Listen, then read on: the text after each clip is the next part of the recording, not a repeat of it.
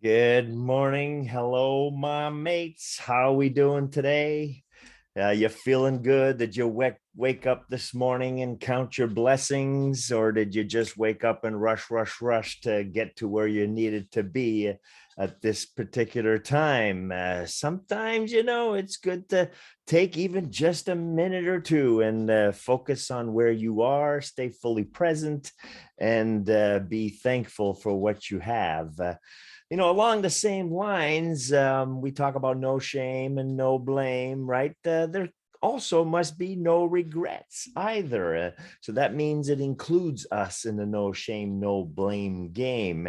We've previously talked about non attachment, right? And lowering the things that cause us some pain by being attached to certain outcomes.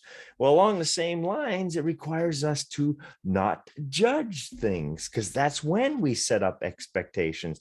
That's when we feel we don't meet certain wants, wishes, hopes, or dreams. And that's where sometimes our pain or discomfort comes from. Now, that can be good, as we've talked previously, where it can get you to be creative to find better solutions, like this one in particular way.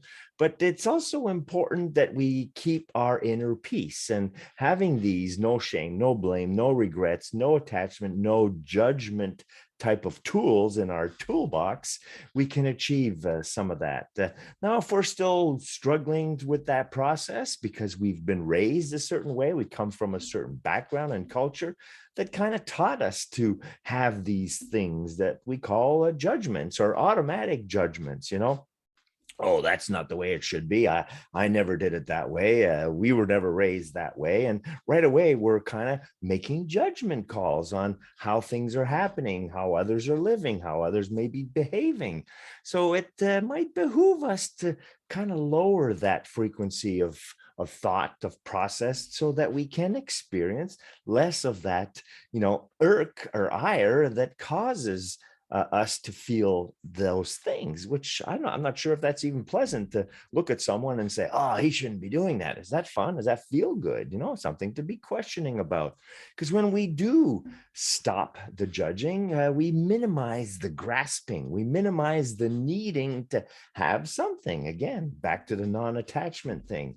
So we're lowering our resistance of things that are going on and just being calm, cool, and collected in this moment, observing more than being so attached or wanting of ways and how things should go. It does require trust. It does require faith, which is why it's important to be with the right tribe, with the right mates, with the right family, so that you can support each other and have that, helping each other out type of thing, having each other's sixes, so to speak.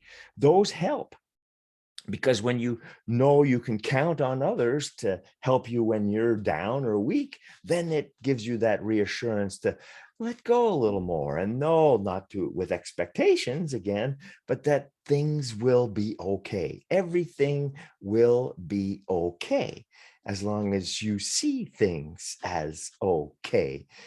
So again, more stuff to think about. And some of the benefits you might get by practicing this: you might see more beauty in things. You might be able to notice and smell the flowers and smell the coffee, and enjoy so many things that happen in a given moment, in a present moment, that if you're just driving and flying by or running by, you don't quite notice it. But you can if you've done and some of these things to slow things down. You stop the unmet expectations, as we've just said. So you lower the disappointment factor.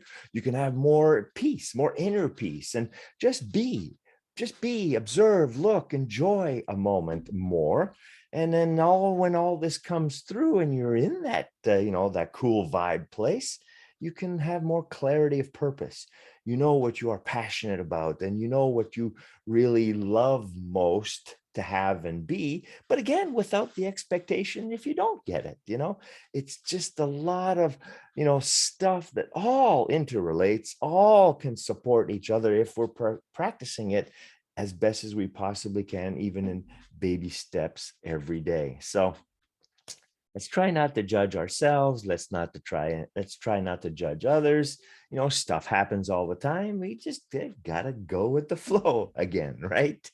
And then when we have all this and we're in a great place, we can be the better version of who we are, who we want to be.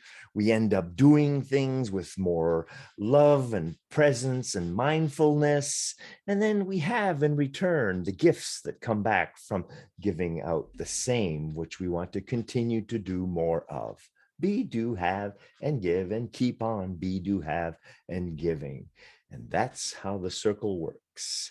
Something to think about on this beautiful Monday. Yeah, hope you're having an awesome day with a great start, and you're going to have a fantastic week to go with it. In the meantime, be careful, be funny, be fun, be joy filled. Cheers and ciao.